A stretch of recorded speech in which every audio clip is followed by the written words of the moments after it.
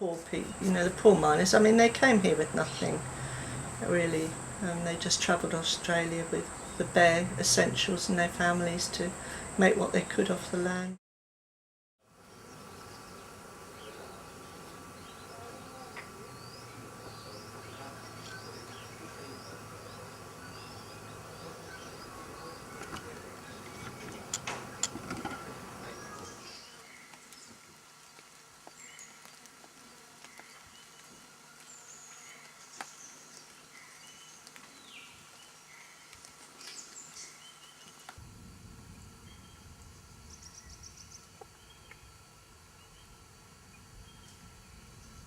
But before I had the cats, there used to be a lot of rats and mice.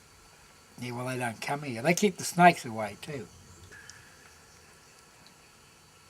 But when I go down to bed of a night, they come down. Some of them come down and go to bed with me. Get under the dune, a couple of them. They don't keep the goannas away. And the cats don't like there's foxes here, but the cats chase the fox.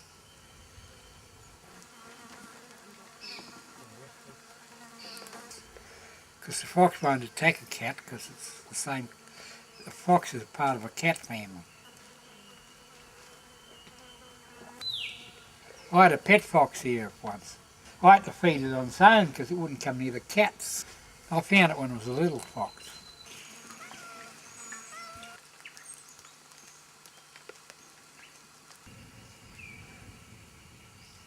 It's -8 here in the winter. But when the sun gets up about 11 o'clock, my tap won't run till 11 o'clock on winter morning because it's frozen. So I've got to have a bottle of beer for breakfast because I can't make a cup of tea.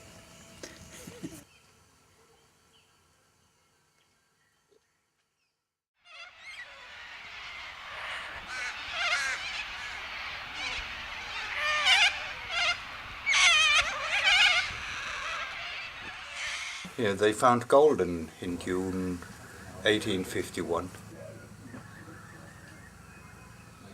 Oh, I was out here camping, and panning for gold and whatever, and fishing, shooting goats, and because there's so many things if you like that sort of stuff, there's so many things you can do all in the same place. Sit there panning for gold, and you got your fishing rod sitting next to you, and might get a trout or whatever. And if you wanted some meat there, you just go and hit a goat over the head. And there's so many wild goats around here, so butcher it and take it home or whatever. Used to be a shop. And then about 35 years ago or something, an artist bought the place. And yeah, you can actually see it over there, how high the house was before. So he stripped the whole house down, took the roof off and everything, and then he made it that much high. And used to have tin roof on it, but he put the shingles on there. Yeah, I know the lady who used to have it. She died, 2 or 3 years ago, I think it is now. There's and you wouldn't believe it. And when she had the shop open there, a big red cat or ginger cat there laying on the counter, and it wasn't moving for anything. And how she ever got away with selling food in that place, and they didn't shut her down, I don't know.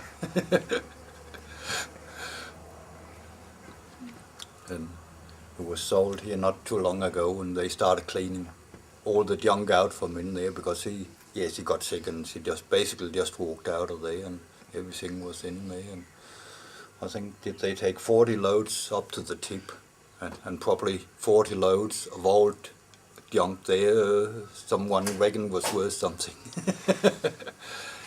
And there was 3 freezers in there. The power was just turned off. And it stayed there for 3 years. It was all liquid.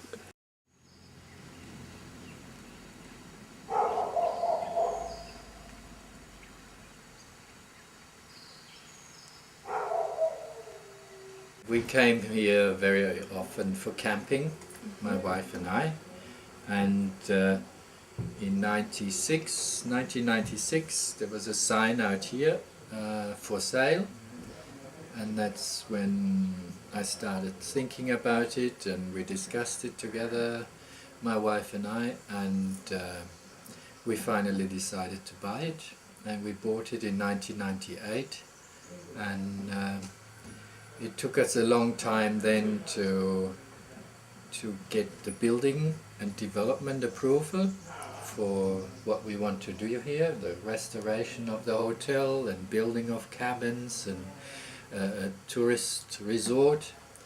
But finally we got that approval, and that's what we're doing now. I was always looking for, I was bored with my job, and I wanted to do something special, and this is something very special, and it's a challenge. It's a huge project to restore this building and to build cabins and set up something so far away from anywhere. So it's a very interesting project, and it's a challenge. That's what I like. It keeps me active. I will never get bored here, and that's the best thing.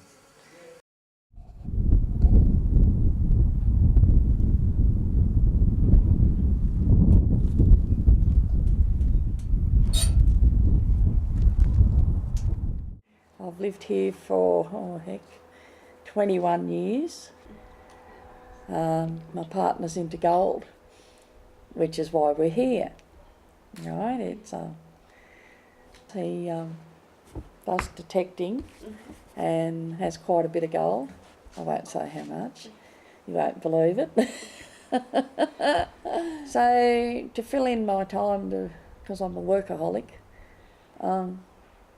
I then started on Hill End, and from that I ended up coming up and seeing the national parks, and they gave me a little bit of room out in their storage room for my office, and I've been doing that there now for nearly 2 years. And I've been trying to collect everybody that's ever lived here, put their names into the archives, and just do a little bit on each person. In 1872 there were about 8,000 people living here. That was Hill End's heyday, basically, 1872, 1873, and then it just tapered off until today. You might have, 50 people. And the little building that I am in out the back, in one of the rooms that I have my office, that was a morgue. Still has its ghosts today, but they don't bother me, but I know they're there. You can feel their presence. At first, when I was first in that room, they played many tricks on me. They'd hide things, and I still don't know to this day whether they were responsible for all the happenings or whether some of today's humans got in on the act, just borrowed things and never put them back, or what, I don't know. But yeah, I feel them.